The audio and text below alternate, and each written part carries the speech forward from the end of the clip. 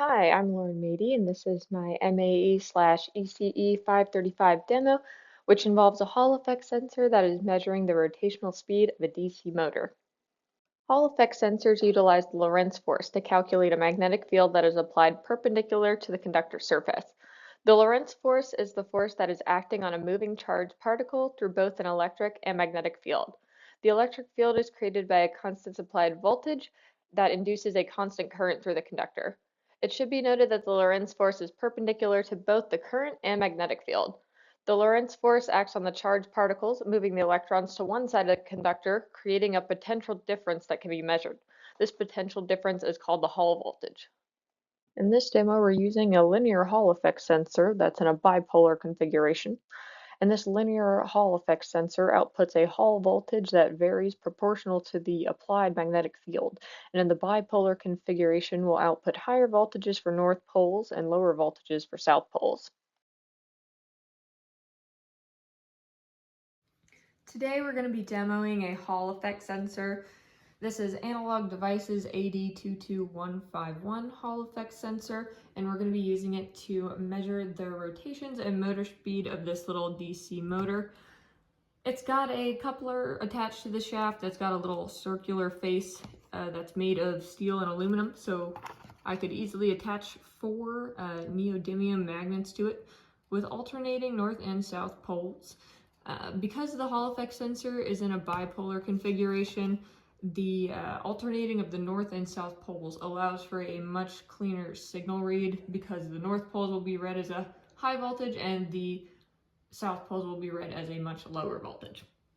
So I've got an analog discovery that's giving our motor power, giving our circuit power, and is going to be reading that signal from the Hall effect sensor. And along with that, we've got an Arduino Mega that's going to be reading that Hall effect sensor.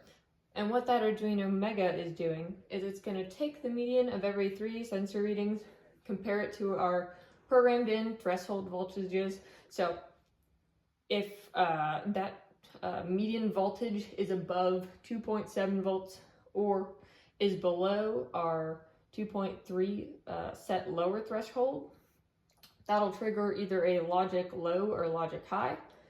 And we're keeping track of how many times that logic changes, and every 4 times it does that, that is equal to 1 rotation of the motor. So on the LCD screen on the top, we've got our revolutions, and on the bottom, we've got our RPMs. Our RPMs are calculated by taking the amount of revolutions we've got, multiplying it by 60, and dividing it by the elapsed time. So what we're going to do now is we're going to go ahead and give power to our motor and then move it a little closer to the Hall effect sensor.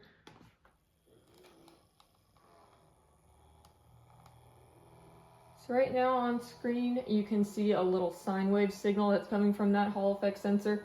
That's the alternating north-south pole readings from this rotating motor with magnets. And I'm going to move it back, and we can now look on the little Arduino Mega screen and see the amount of revolutions we completed in that time and the last taken motor RPM speed.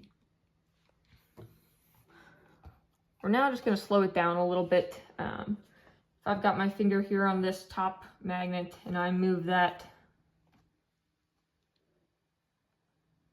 all the way around, we get one more rotation and we got a much slower RPM speed. It's now like 8 something. I can't get anywhere close to that 1,500 that the motor can do on its own.